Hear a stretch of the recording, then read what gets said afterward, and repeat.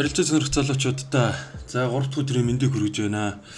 За энэхүү бичлэгээрээ би одоо өөрийн мөнгөний менежментийг ер нь одоо судалж эхэлж байгаа техник арга барилыг бол одоо өөрийнхөө хэмжээнд судалгаа бол хангалттай болсон гэдэг үүднээс бол ерөнхийдөө бол одоо мөнгөний менежментийн тухай ер нь их төлхөө судалж байгаа. Тэгээд ямар ч гэсэн одоо мөнгөний менежментийн одоо судалж явах хүрээнд бол анхны бол одоо миний өөрийнхөө одоо чадварыг шалгах бас одоо өөрийгөө бас одоо хэр зэрэг трейдер болж чадсан бай гэдгээ үзхийн тулд бол одоо нэгэн мөнгөний менежментийг бол одоо хүнээс авч ерөнхийдөө одоо тэр шатуудыг давхаж үзэж байгаа.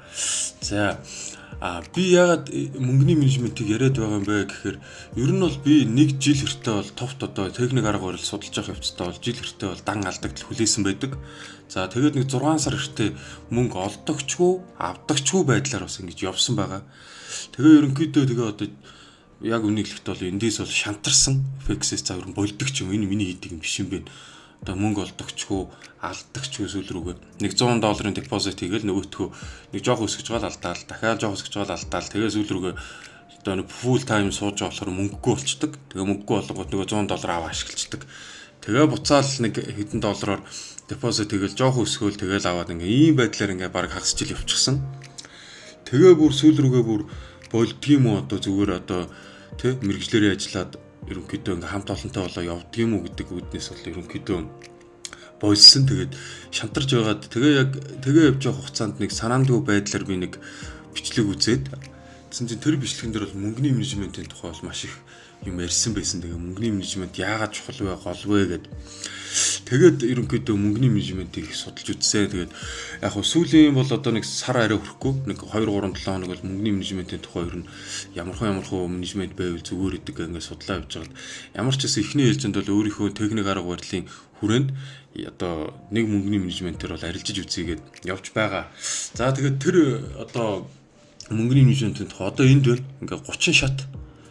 Одоо нийт бол 30 шат арилжаа хийн. 30 арилжаа хийн. За 30 арилжааг голд дээр хийн. Энэ бол өөрөө зөвхөн одоо голдын юун дээр таарсан гэсэн үг. Одоо голдын одоо яг плот голдын хөдөлгөөнд бол зориулагдсан ийм бол мөнгөний менежмент байна. За эхлэх мөнгө бол $20-оос эхэлнэ. За тэгээд ерөнхийдөө алдах хувь нь 23, олох хувь нь 30.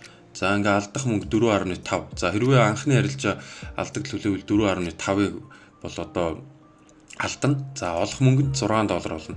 За мэдээж SL нь 15 pips, TP нь 20 pips. Бараг 2 тишээ ижил SL TP 50 гэсэн үг. Тэгэхээр маш боломжтой гэсэн үг байхгүй. Тэгэхээр маш жижиг хөдөлгөөн дээр буюу ер нь скальптж бол энэ шатуудыг бол давхаар байгаа. За тэгэхээр эхний шат давангууд шууд $26 гэж байгаа. За тэгэхээр одоогийн байдлаар би ингээд 2 шат бол давчихсан. Ерөнхийдөө байж байгаа. Тэгээ ер нь бол алдагдал хүлээгээгүй явж байгаа гэсэн. За хэрвээ одоо буцаагаад одоо би ингээд эхний 2 шат авцсан тий 20-ыг 26 болоо 34 болгочихсон одоо сууж байгаа. За $34 хэрвээ одоо $8 алдвал буцаад 2 дугаар шат руу очино.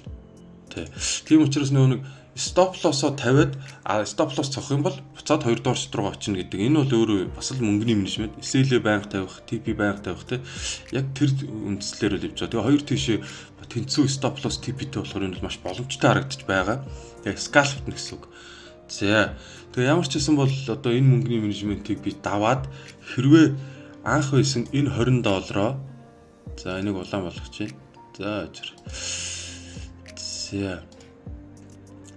анх одоо хэлсэн $20 одоо би $52,404 болгохоор ер нь бол ийм челленж бол одоо явж байгаа гэсэн үг. За тэгээ ямар ч гэсэн бол одоо ерөнхийдөө эхэлчихсэн. Ерөнхийдөө ингээд явж байна. Тэгээд хэдүүлээ ямар ч гэсэн энэ шатуудыг би хэд хоногийн дотор давах нь. За өнөөдөр ямар ч гэсэн 2023 оны 6 сарын 28-ны өдөр юм байна. За одоо ямар ч эхлээд нэг хонж байгаа гэхээр ер нь бол 27-нд эхэлсэн гэсэн үг. За тэгээ 27-оос хойш бол ерөнхийдөө одоо хэд хоног явах нь. Тэгэхээр харж гад ямар ч гэсэн 30 арилжааг бол хийх ёстой. Тэгээд 30 арилжааны дунд хэдэн стоп лосс болж хэдэн TP болох нь тэр бүх бүртгэлээ бас хөтлөө явна. Тэгээд ямар ч гэсэн энэ бичлэгийн үргэлжлэлийг ямар ч $52,000 одоо юу болтол тэгээд ямар ч гэсэн явж байгаа. $52,404 болсон. Тэр өдөр би одоо 2 дахь бичлэгийг хийх болно. Тэгээ ямар ч гэсэн энэ хүү бичлэгээр юу хэлэх гэсэн бэ гэхээр санаа байсан бэ гэхээр гол санаа нь дан ганц техник арга барилаар техник шинжилгээгээр бол арилжаанаас одоо ханшийн одоо юунаас арилжаанаас бол мөнгө олно гэж худлаа байдгийн байна. Тэрийг бол би яг биеэрээ мэдэрсэн. Тийм учраас бол одоо та бүхнийг бас дан ганц техник арга барилаас гадна мөнгөний менежментийн тухай хичээлүүд, мөнгөний менежментийн тухай одоо юмнуудыг одоо өөр контент бичлэгүүд юу вэ? Тэднийг маш сайн олж үзэж сураарай гэж хэлэх гэж ерөнхийдөө одоо энэ бичлэгийг оруулж байгаа шүү. Тэгээд ямар ч гэсэн миний анхны одоо $20-ыг $52,404 болох челленжийн бичлэг маань энэ үрээд өндөрлөлөө. Баярлалаа, баяртай.